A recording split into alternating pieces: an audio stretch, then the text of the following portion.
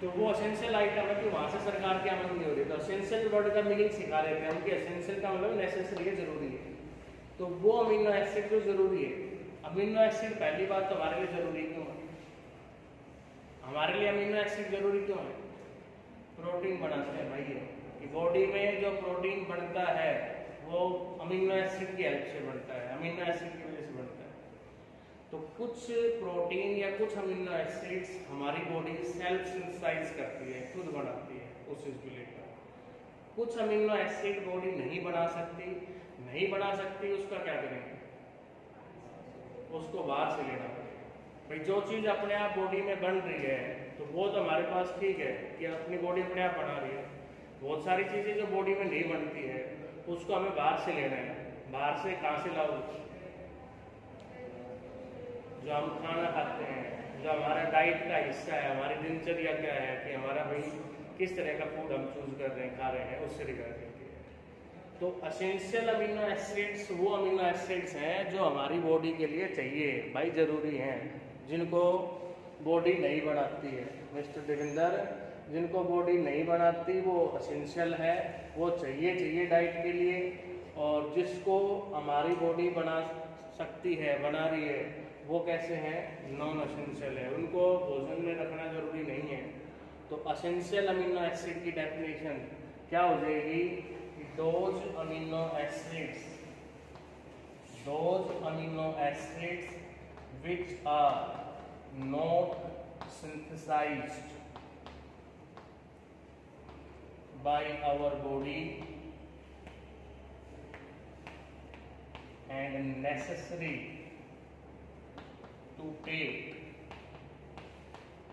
from our diet। ऐसे amino acids जो हमारी बॉडी नहीं बना सकती लेकिन वो जरूरी है भोजन से लेना, हमारे भोजन में रखना, होना वो जरूरी है, are called essential amino acids. तो जो बेसिक वाले के एग्जाम्पल लिखे थे मैंने, कौन कौन से एग्जाम्पल लिखे थे बेसिक में?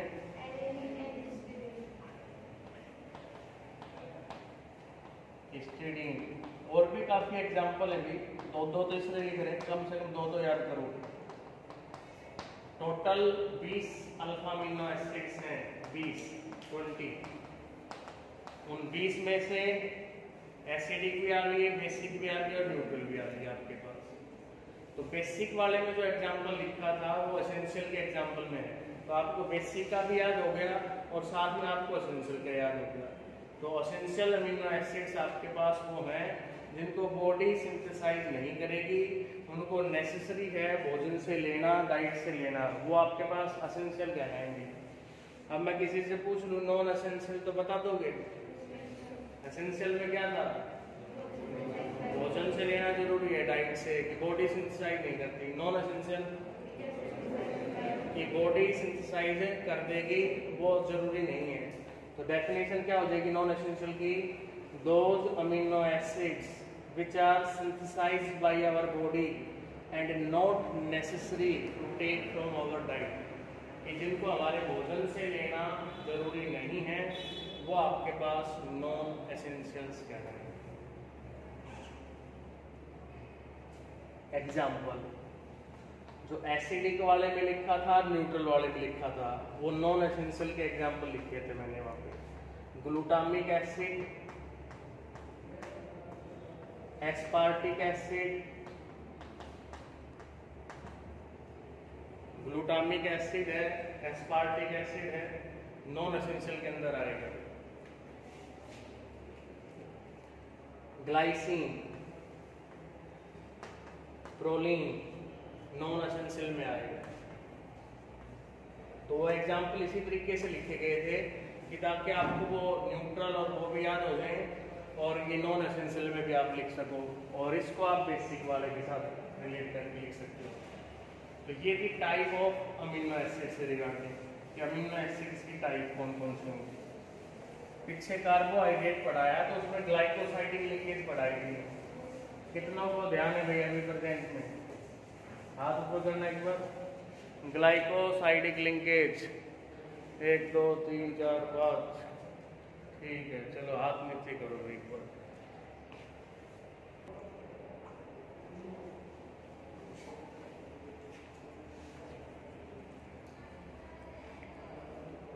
तो फिर टाइप ऑफ अमीनो एसिड्स खत्म हो गई है। ग्लाइकोसाइडिक लिंकेज मैंने इसलिए पूछा था कि ग्लाइकोसाइडिक लिंकेज तो आपके कार्बोहाइड्रेट में, पेप्टाइड बॉन्ड और पेप्टाइड लिंकेज ये आपकी है प्रोटीन के अंदर। डिफाइन करवा सकते हैं आपसे, डिफाइन पेप्टाइड बॉन्ड और पेप्टाइड लिंकेज क्या होती है। तो पेप्टाइड बॉन्ड क्या होगा कि दोज लिंकेज by which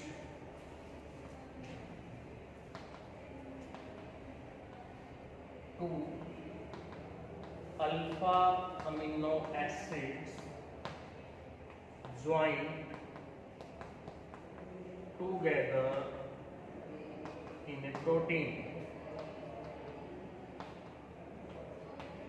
कि वो लिंकेज जिससे दो अल्फा अमीनो एसिड्स हैं वो ज्वाइन है एक दूसरे के साथ प्रोटीन के अंदर, इसका पेप्टाइड लिंकेज। वो लिंकेज आपके पास पेप्टाइड लिंकेज कहलाती है। कल केमिस्ट्री की क्लास पहली है, देख लिया हुआ टाइम टेबल कि लाइव क्लास में पहली क्लास केमिस्ट्री की क्लास। अच्छा जी, पेप्टाइड बॉन्ड पेप्टाइड लिंकेज हो गई है कि जिसमें दो अमीनो एसिड जुड़ेंगे। अब अमीनो एसिड्स का हम स्ट्रक्चर बनाएंगे कि कैसे इसके स्ट्रक्चर को बना सकते हैं। अभी बनाया था अल्फा अमीनो एसिड का स्ट्रक्चर बनाया था, अल्फा अमीनो एसिड अभी थोड़ी देर पहले स्ट्रक्चर बनाया था। दो अमीनो एसिड को जोड़ना है, दूसरे में फिर NH2 ग्रुप होगा। मैंने उस NH2 को ऐसे लिख दिया, कौन सा ये ऐसे लिख दूंगा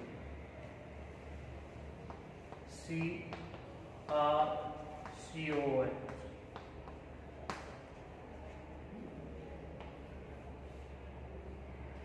H2O बाहर निकल जाता है जब दो अल्फा अमीनो एसिड कंबाइन करेंगे, एक से OH जाएगा एक से H चला जाएगा, -H2O। अगर ये दो ही दिखाने हैं तो हम इनको ऐसे दिखा सकते हैं RHCO, यहाँ बच गया NH, COH और H। ये जो लिंकेज बनी है CONH linkage, this is amide linkage. ये लिंकेज आपके पास है अमाइड और पेप्टाइड। अमाइड भी बोल सकते हैं, इसी लिंकेज को हम पेप्टाइड लिंकेज भी बोल सकते हैं। अमाइड और पेप्टाइड लिंकेज ये आपके पास कहलाएगा। तो पेप्टाइड लिंकेज क्या है, जो दो अमीनो एसिड्स को जोड़ रही है। तो इसमें खास बात क्या रहेगी, अब याद रखने की, ध्यान रखने की, कि जो प्रोटीन बनेगा, जो पेप्टाइड चेन बनेगी, और जो चेन बनेगी वो पेप्टाइड चेन कहलाएगी। उसमें एक टर्मिनल तो कहलाएगा एन टर्मिनल अमीनो ग्रुप वाला, और एक टर्मिनल जहां कार्बोक्सिलिक ग्रुप आ रहा है ये कहलाएगा सी टर्मिनल। एन टर्मिनल है और दूसरा आपके पास कहलाएगा सी टर्मिनल, ये इसमें कहलाएंगे।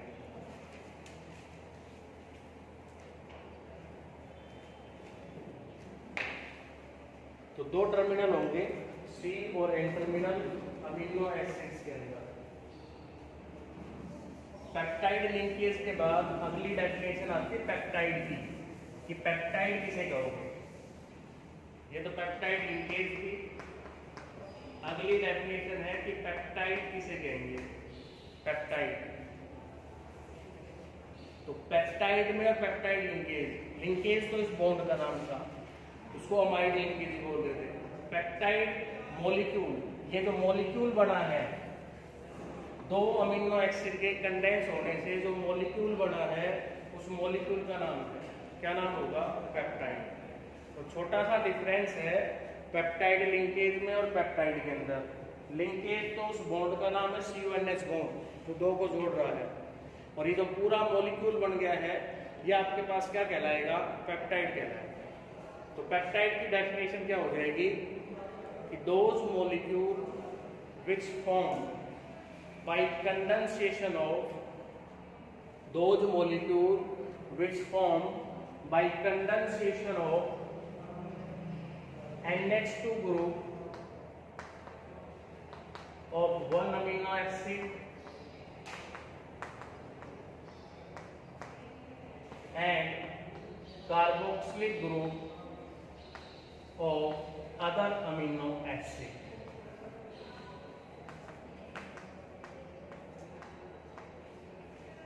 NH2 group of one amino acid and carboxylic group of other amino acid, और अदर के साथ सेम वाला भी हो सकता है, दूसरा अमीनो एसिड सेम ही हो या कोई डिफरेंट भी हो सकता है। सेम अमीनो एसिड और अदर अमीनो, वो मॉलिक्यूल आपके पास कहलाएगा पेप्टाइड। उस मॉलिक्यूल को पेप्टाइड बोलेंगे, it's called peptide. Classification of peptide, कि पेप्टाइड को बांटा कैसे गया है, क्लासिफाई कैसे किया गया है। तो क्लासिफिकेशंस ऑफ पेप्टाइड, तो उसमें कितने अमीनो एसिड्स आ रहे हैं। जैसे ये पेप्टाइड है तुम्हारे सामने ब्लैक बोर्ड के ऊपर, ये मॉलिक्यूल पेप्टाइड है। क्यों है? क्योंकि कंडेंसेशन से बना है, कॉम्बिनेशन से बना है। किसके कॉम्बिनेशन से? एक अमीनो एसिड और ये वो दूसरा अमीनो एसिड, वो सेम भी हो सकता है डिटो, या अलग भी हो सकता है। उन दोनों के कॉम्बिनेशन से जो मॉलिक्यूल बन गया वो पेप्टाइड है। अब इस पेप्टाइड में टोटल अमीनो एसिड कितने हैं? 2 हैं आपके पास। तो उसमें 2 अमीनो एसिड है तो डाइपेप्टाइड कहलाएगा। इसमें 3 अमीनो एसिड, एक और आ जाता आगे मान लो, तो यहाँ से OH निकल जाता, उससे क्या निकलता H, तीसरा मॉलिक्यूल आ जाता, तो ये पेप्टाइड कैसा कहलाता? ट्राइपेप्टाइड। एक और लगा देते आगे, 4 हो जाते, एक और आ जाता आगे, ऐसे चलता रहता, 5 हो जाते। तो ये कितने मॉलिक्यूल उस पेप्टाइड के अंदर है उसी के बिहाफ पर क्लासिफिकेशन है। उसमें 2 ही अमीनो एसिड हैं, चाहे वो सेम हो दोनों या अलग हो, ये मैटर नहीं कर रहा है।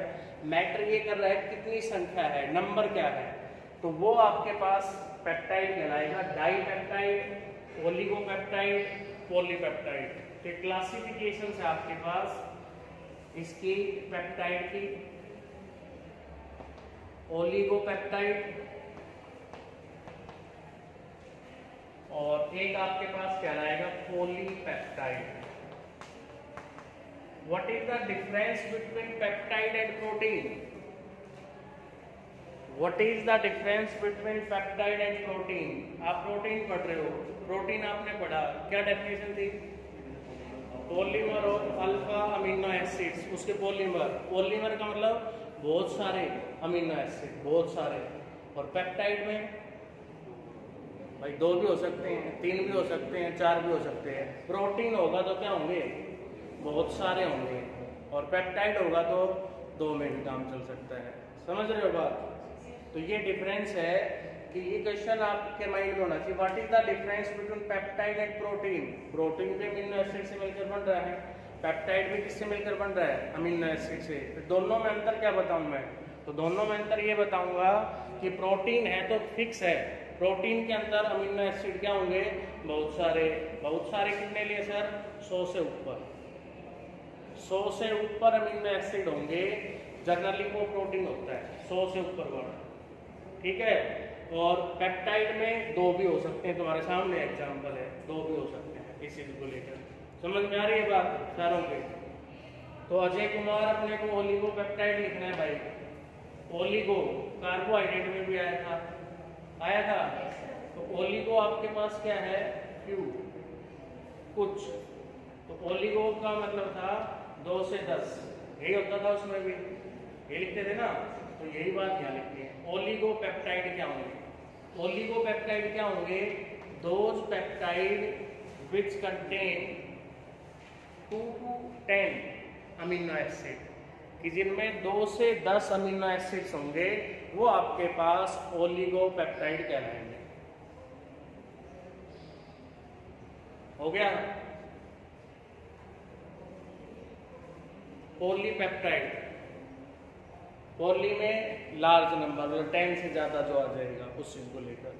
पॉलीपेप्टाइड, पॉली का मतलब है मैनी, तो इसमें क्या डेफिनेशन लिख दोगे कि those peptide which contain more than 10, कि 10 से ज्यादा, जो 10 तक है तो ओलिगो है, more than 10 amino acid is called polypeptide. 10 से ज्यादा लिख लिए भाई। पॉलीपेप्टाइड की डेफिनेशन में लिख नहीं दिएगा कि those peptide which contain more than 10, कि 10 से ज्यादा अमीनो एसिड्स हैं तो पॉलीपेप्टाइड कहलाएंगे। It's okay. अब 10 से ज्यादा तो आ गया, प्रोटीन कब कहलाएगा? अगली लाइन में ये बात लिखनी है। जनरली, नेक्स्ट लाइन के अंदर ये बात मेंशन करनी है। Generally if peptide contain more than 100 amino acid, generally, आमतौर पर, generally if peptide contain more than 100 amino acid it is called protein, उसको हम प्रोटीन बोलते हैं।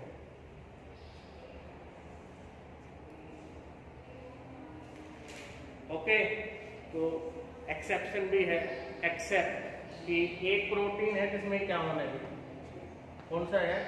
Insulin. Except insulin, insulin protein, insulin protein को छोड़कर। इट कंटेन कितने amino acid है? 51। It contain 51 amino acids. Except insulin it contain 51 amino acids. तो ये आपके पास पेप्टाइड की क्लासिफिकेशन थी कि पेप्टाइड क्या होंगे, पेप्टाइड बॉन्ड क्या होगा, अमीनो एसिड्स क्या होंगे। तो अमीनो एसिड की 2 कैरेक्टरिस्टिक्स तो हम स्किप करके वो मेंशन करें। 2 मेन कैरेक्टरिस्टिक्स थी भी अमीनो एसिड्स की, और स्किप हो गई थी, अब ध्यान आइए अमीनो एसिड्स वाले में। एक तो आएगी ज्विटराइन, ये किसकी लिखवा रहा हूँ? कैरेक्टरिस्टिक्स जो 5 लिखी थी अमीनो एसिड्स की, उसमें स्किप हो गई। कैरेक्टरिस्टिक्स ऑफ अमीनो एसिड्स, उसमें है ज्विटराइन। ज्विटराइन किसे कहेंगे? तो ज्विटराइन क्या हो जाएगा? It is the ionic form of amino acids in aqueous solution.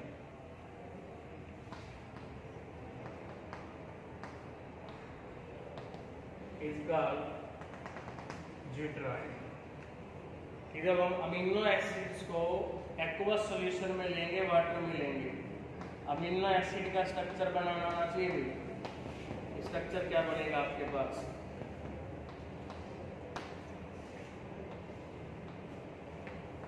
इसको वाटर में ले लिया, एक्वस सॉल्यूशन का मतलब ये। अब COH वाटर में क्या करेगा? हाइड्रोजन आयन छोड़ेगा, एसिड है ये।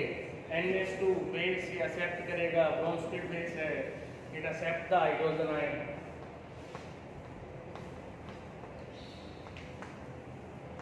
तो भाई स्कूल आए, आने का बेनिफिट मिलेगा, मन भी लगेगा पढ़ाई। आज पहला दिन आपका, इस वीक आओगे अपने आप रेगुलरिटी बन जाएगी आपकी प्रिकॉशंस के साथ। तो ये आपके पास फॉर्म जो बनी है, दिस इज कॉल्ड ज्विटराइन। इस फॉर्म को हम ज्विटराइन बोलते हैं। अगली कैरेक्टरिस्टिक्स है इसी में आइसोइलेक्ट्रिक पॉइंट।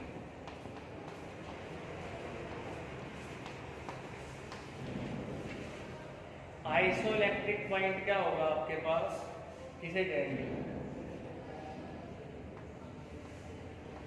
आइसो का मतलब है सेम, तो उसकी डेफिनेशन आपको याद करनी है कि it is the pH or a point at which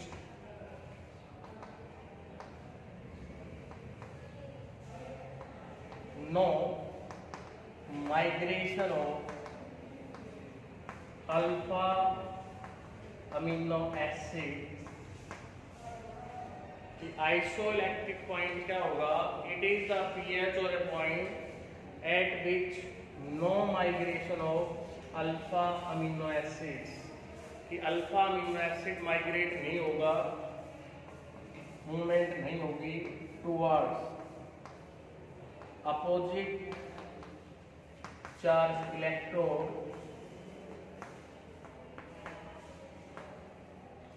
under influence of electric field,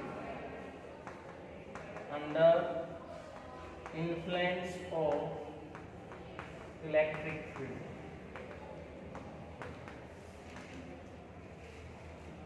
कि आइसो इलेक्ट्रिक पॉइंट वो पॉइंट है, वो pH है जिसपे अल्फा अमीनो एसिड्स मूव नहीं करते। हमने इलेक्ट्रिक फील्ड लगा दिया, इलेक्ट्रिक फील्ड लगाने वाला पॉजिटिव और नेगेटिव फील्ड लगा दिया है और उसमें अमीनो एसिड को रख दिया। अब आप देख लो अमीनो एसिड्स के अंदर पॉजिटिव चार्ज भी नेगेटिव चार्ज भी है, लेकिन पर्टिकुलर पीएच के ऊपर वो माइग्रेट नहीं करता और वो पीएच वो पॉइंट उस अमीनो एसिड का क्या कहलाएगा, आइसो इलेक्ट्रिक पॉइंट कहलाएगा। तो ये डेफिनेशन अपने को करनी है। दोनों कैरेक्टरिस्टिक्स थी अमीनो एसिड्स की और दोनों ही जरूरी है, दोनों ही जरूरी हैं। आप किसी बच्चे को कोई डाउट है तो भाई अपना डाउट पूछ सकते हो। आज का अपना काम इतना ही था।